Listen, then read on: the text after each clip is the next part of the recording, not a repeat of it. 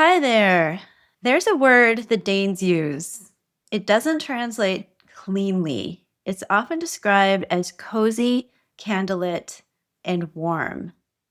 But after visiting Copenhagen, I realized that hygge isn't decor at all.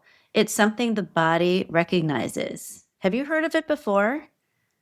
I know I have heard of hygge over time, but I had no idea what it was until I actually found myself spending time in Copenhagen last weekend.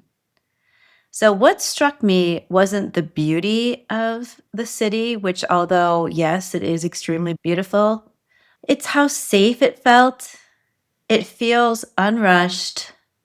It just feels very balanced. It feels very comfortable. Hygge is a lens where instead of urgency, there's a focus on presence. There's a focus on connection and belonging. And instead of the feeling of bracing, it's softening. So today we're going to talk more about what hygge really is, why it matters, and how that feeling of softness, comfort, and just contentment really changes everything. So let's start by talking a little bit more about what hygge really is. It isn't about candles, even though Copenhagen is the city in the world with the highest use of candles per person. Candles are literally everywhere in the city, and they're going on all day and night. Like at lunch, there are candles, breakfast, there are candles, at dinner, there are candles. So it's creating this gentle glow throughout the whole city.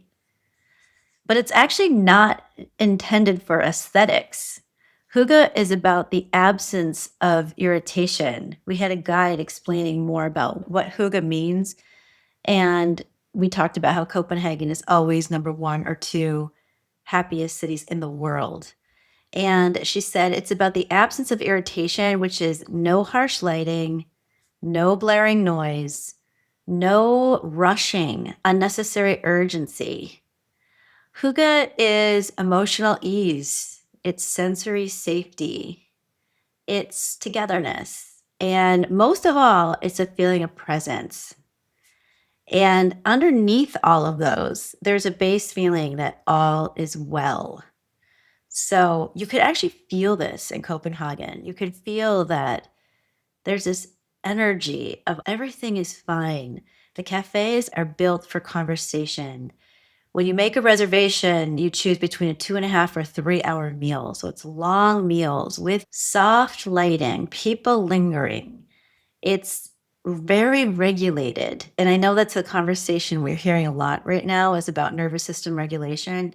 That is a place where I actually felt my nervous system regulating. Like it's just in the air. It's really different than any place I've ever been.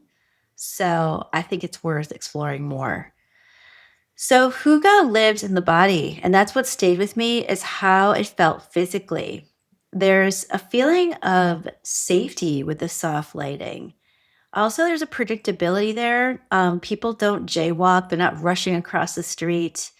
There's a calm energy and there's a slowness. You can exhale. People aren't rushing, they're on their bikes. 80% of people do not own a car in Copenhagen. People bike everywhere. So there's movement, fresh air, there's rhythm, there's no road rage. There's just this easiness of getting from point A to point B. I think the length of the meals, the conversation unfolding, it's all part of the deal. And it reminded me of Stephen Porges and the polyvagal theory that suggests that safety precedes connection. We often think that connection creates safety, but it's the other way around. So it's when you feel safe inside and your nervous system is calm, then you can connect more with everything, with the person you're with yourself, with your community. So safety needs to come first. And that's what's happening here in Copenhagen. So when the body feels safe, we're able to think more clearly, we're able to have deeper connection, and we're able to make wiser choices. So there's a lot of layering to the meaning of hygge and how we can incorporate it into our lives, I think would be worth taking time to understand it more. So let's take a look at this idea of Hygge through the New Lens method. And there are 4 pillars in the method that I've been sharing over time. The first one is heart-led transformation. So how can Hygge be implemented into heart-led transformation? Well, it's back to safety again. Safety allows honesty.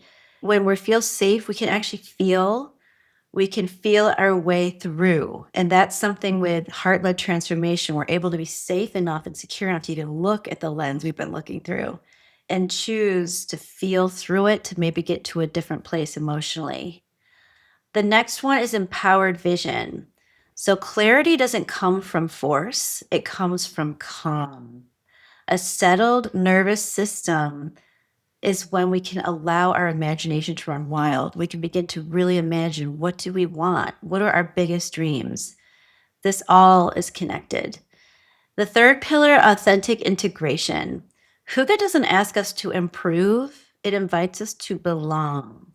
Integration can happen gently, without force, just in its own time. And then radiant embodiment, that's where warmth is magnetic, presence is felt, and slowing down changes our energy. So when we're bringing our new vision into the world, we can just do it with ease. We can be present, and that's really where our power is. So there's endless opportunities to learn from the Danes and the Hygge that they embody. Let's talk about it now in terms of love and connection. How does Hygge help with that? So this actually does matter when it comes to love, because we're a state of fight or flight and striving, and we're not in our grounded self, and we can't make the connection we're seeking. Intimacy actually grows very slowly, and trust can build in calm presence. It's not about rushing to the finish line. It's about slowing down and being present moment to moment. Another noteworthy thing, I think, is the most magnetic person in the room isn't the loudest person. It's the person who's the most grounded and present again, the regulated one. So when you bring in that energy and embody that, that actually makes you more magnetic in all areas of your life, especially when you're looking for a new relationship. So we know that you can't attract from fight or flight. You attract from presence, and calm that we can pull in through Hygge is the invitation. So let's bring Hygge home. We don't have to do an entire lifestyle overhaul. We can choose to have one unhurried meal a day to sit, breathe, and eat. So where in your life can you just take 20 minutes and choose comfort instead of, I've got to do this, I've got to do that, I've got to order this on Amazon, I've got to send this email. Like, when can you just stop squeezing so much in and just choose comfort and embrace Hygge?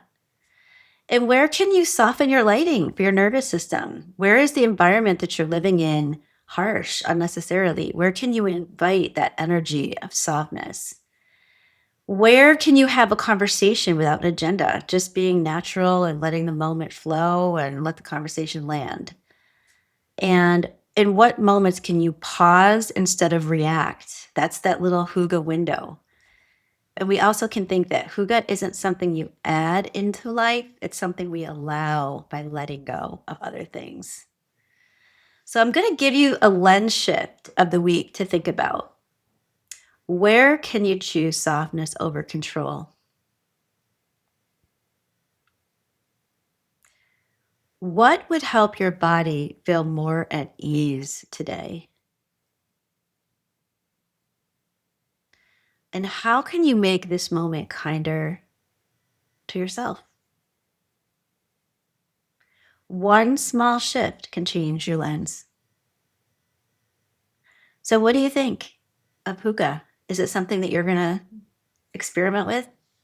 Is it something you're willing to embrace? Visiting Copenhagen last weekend reminded me that a meaningful life doesn't come from doing more, and more. It comes from feeling safer inside the life you already have. Hygge isn't perfection, it's permission to slow down, to let yourself be in the moment. And this is the work of her new lens.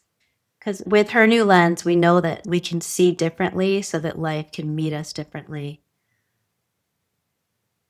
It all goes back to the Anais Nin quote.